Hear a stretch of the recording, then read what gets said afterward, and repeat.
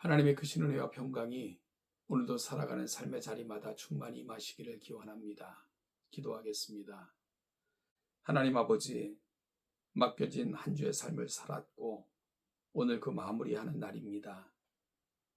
하나님께서 우리에게 맡겨주신 한 주를 하나님의 뜻대로 하나님의 영광을 드러내며 기쁘시게 하는 자로 살았는가를 돌아볼 때 부끄럽지만 다시 점검하여 한 주를 살피고 새로운 한 주를 준비하는 귀한 날 되게 하옵소서. 내일은 거룩한 주일입니다. 예비하는 자로 시작하게 하시고 하나님의 말씀을 담는 그릇으로 우리의 삶을 준비케 하옵소서. 예수님의 이름으로 기도하옵나이다. 아멘. 오늘 보실 하나님의 말씀은 나훔서 3장 8절부터 19절입니다. 나훔서 3장 8절부터 19절을 같이 읽겠습니다. 네가 어찌 노아몬보다 낫겠느냐? 그는 강들 사이에 있으므로 물이 둘렸으니 바다가 성루가 되었고 바다가 방어벽이 되었으며 구스와 애굽은 그의 힘이 강하여 끝이 없었고 붓과 루빔이 그를 돕는 자가 되었으나 그가 포로가 되어 사로잡혀 갔고 그의 어린아이들은 길 모퉁이에 매어침을 당하여 부서졌으며 그의 존귀한 자들은 제비 뽑혀 나뉘었고 그의 모든 권세자들은 사슬에 결박되었나니 너도 술에 취하여 숨으리라. 너도 원수들 때문에 피난처를 찾으리라. 내 모든 산성은 무화과 나무에 처음 익은 열매가 흔들기만 하면 먹는 자의 입에 떨어짐과 같으리라. 내 가운데 장정들은 여인 같고 내 땅의 성문들은 내 원수 앞에 넓게 열리고 빗장들은 불에 타도다. 너는 물을 길어 에워싸일 것을 대비하며 너의 산성들을 견고하게 하며 진흙에 들어가서 흙을 밟아 벽돌 가마에 수리하라. 거기서 불이 너를 삼키며 칼이 너를 베기를 느치가 먹는 것 같이 하리라. 내가 느치같이 스스로 많게 할지어다. 네가 메뚜기같이 스스로 많게 할지어다. 네가 내 하늘 상인을 하늘의 별보다 많게 하였으나 느치가 날개를 펴서 날아감과 같고 내 방백은 메뚜기 같고 너의 장수들은 큰 메뚜기 떼가 추운 날에는 울타리에 깃들였다가 해가 뜨면 날아감과 같으니 그 있는 곳을 알 수 없도다. 아수르 왕이여, 내 목자가 자고 내 귀족은 누워 쉬며 내 백성은 산들에 흩어지나 그들을 모을 사람이 없도다. 내 상처는 고칠 수가 없고 내 부상은 중하도다. 내 소식을 듣는 자가 다 너를 보고 손뼉을 치나니 이는 그들이 항상 내게 행패를 당하였음이 아니더냐 하시니라. 아멘.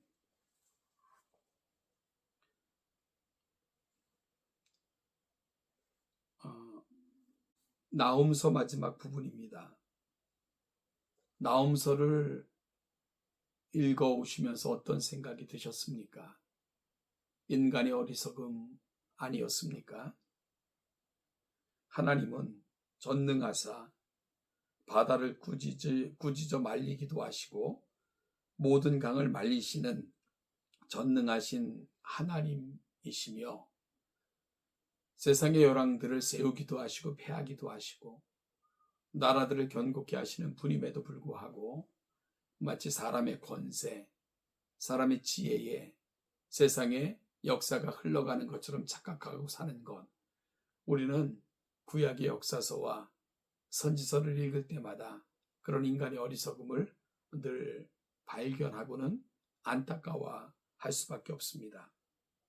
그래서 시편 기자는 이런 무지함에 대해서 시편 14편 4절과 53편 4절에서 노래하기를 죄악을 행하는 자는 다 무지하뇨 그들이 떡 먹듯이 내 백성을 먹으면서 여호와를 부르지 아니하는도다 하면서 인생의 어리석음을 한탄하며 노래하기도 했습니다. 여러분, 그러면 우리가 나훔서를 통해서 살펴보고 있는 아수르와 그 수도 니느웨만 이런 어리석은 행동을 했고 그 어리석은 행동은 과거 역사 속에 그 나라들만의 문제였을까요? 아닙니다. 지금 우리는 또 다른 애국, 또 다른 니느웨이를 너무나도 목도하며 살아가고 있기 때문입니다. 지금도 자신의 힘을 과시하며 좀 더 누리고 갖겠다 전쟁을 불사하는 사람들, 사람의 생명은 아랑곳하지 않고 이념과 정치의 노예가 되어 있는 세상, 우리는 늘 또 다른 애국, 또 다른 아수르를 보며 살고 있는 요즘입니다. 여러분, 그럴 때 그 결과가 어땠는가? 성경은 분명하게 보여주는데도 그 결과를 잊고 일부러 잊은 자처럼, 아니 기억하지도 못하는 어리석은 자처럼 살아가는 세상을 향해 오늘 나움 선지자의 경고는 우리의 심령에 새로운 각성을 일으킵니다. 자, 그러면 오늘 본문을 통해 마지막 순간까지 어리석은 삶의 자리에서 벗어나지 못한 자들을 향한 하나님의 심판의 메시지가 어디로 흘러가는가를 살피므로 오늘 우리 자신을 다시 한번 겸손하게 하나님 앞에 세우는 귀한 이 아침이 될 수 있기를 간절히 소원합니다. 먼저 하나님은 스스로 안전하다고 생각하는 아수르를 비웃으셨습니다. 나움 선지자는 본문 8절에서 네가 어찌 노아문보다 낫겠느냐 하면서 그 어리석음을 지적하셨습니다. 너는 니느웨가 맞는데 노아몬은 누구일까요? 노아몬이란 말은 아몬의 소유 혹은 아몬신의 거처라는 뜻으로 아몬신을 숭배하는 신전이 있었던 애굽의 수도 더베를 의미합니다. 애굽, 특히 애굽의 18왕조는 이곳 더베를 중심으로 크게 발전하였는데요. 그 도성에는 2만의 병거가 있었고 100개의 성문이 있었다고 합니다. 특히 더베는 8절의 묘사처럼 나일강의 지류들을 이용하여 운하를 파서 강들로 사면에 성벽이 되게 한 난공불락의 요새였습니다. 또한 그 주변에는 구스와 붓, 루빔이라는 든든한 동맹국이 있어서 유사시에 더베를 방어해 주었습니다. 그러나 그 강한 더베도 하나님의 심판에 따라 멸망했습니다. 성 주민들은 포로로 잡혀갔고요. 어린아이들은 길에서 죽었으며 귀인들은 제비 뽑혀 점령군의 종들로 분배되었습니다. 장수들은 항거해 보지도 못하면서 사슬에 묶여 끌려갔습니다. 이러한 더베의 멸망을 이미 알고 있었던 나움 선지자는 더베와 니느웨를 비교하면서 스스로 안전하다고 말하는 니느웨에 대한 경고의 메시지를 전하고 있는 것입니다. 즉 더베보다 여러모로 못한 니느웨가 어째서 스스로 안전하다고 자신하느냐 하고 조롱하고 있는 것입니다. 여러분, 자신감은 좋은 것이지만 다 좋은 것은 아닙니다. 하나님 앞에서, 죄의 문제 앞에서는 결코 자신감을 가져서는 안 됩니다. 우리 인생들이 해야 될 일은 늘 겸손하게 말씀에 비추어 나를 살피고 하나님의 은혜가 머물 수 있는 그런 인생이 되기를 늘 사모하는 것, 그것이 바로 하나님 앞에서는 저와 여러분들의 한결같은 모습이어야 됩니다. 사랑하는 여러분, 그런 면에서 니느웨는 하나님의 자비와 긍휼을 구하지 못하는 어리석고 미련한 길로 나아갔던 그러한 대표적인 나라가 되는 것입니다. 둘째로 하나님은 아수르의 수비가 헛되다는 것을 보여주셨습니다. 애굽의 수도 더베의 경우가 그러하듯이 니느웨 역시 아무리 강하다고 하더라도 하나님의 심판을 피할 수는 없습니다. 나움 선지자는 이에 대해 너의 모든 산성은 무화과 나무에 처음 익은 열매가 흔들기만 하면 먹는 자의 입에 떨어짐과 같으리라 라고 하셨습니다. 하나님의 심판 앞에서는 어떤 인간이나 어떤 군대나 어떤 국가라도 속수무책이라는 뜻입니다. 그런데도 장정과 성문과 빗장을 신뢰하니 참으로 어리석은 것입니다. 선지자는 그 심판의 성별 앞에 장정들은 여인 같고 성문은 대적 앞에 넓게 열리고 빗장들은 불에 탄 것처럼 될 것이라고 경고했습니다. 니느웨가 군대를 모으고 성문을 수리하고 빗장을 굳게 닫아도 아무런 소용이 없다라는 말씀입니다. 여러분 14절을 보십시오. 하나님은 방어하는 니느웨를 향해 물길을 끊어 포위당할 것을 준비하고 산성을 견고케 하며 벽돌 가마를 수리하라고 하셨습니다. 권면입니까?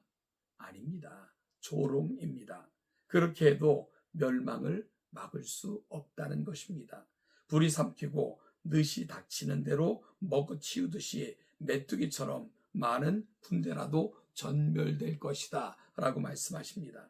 또한 풍부한 물적 자원을 동원한다 하더라도 느치가 날개를 펴서 날아감같이 쓸모없을 것이라 말씀합니다.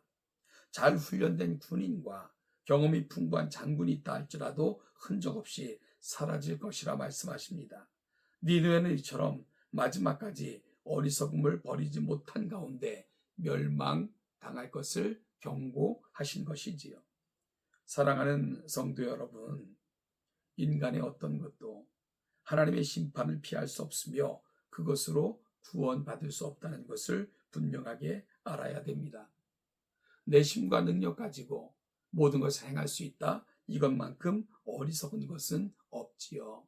사랑하는 성도 여러분, 그럼에도 불구하고 우리 인생들이 소망이 있는 것은 하나님, 그분이 우리의 피난처가 되어주시고 그분이 우리 삶의 주인이 되어주시며 영원히 우리의 보호자가 되어주시기 때문입니다. 그렇다면 현명한 인생은 어떤 인생일까요?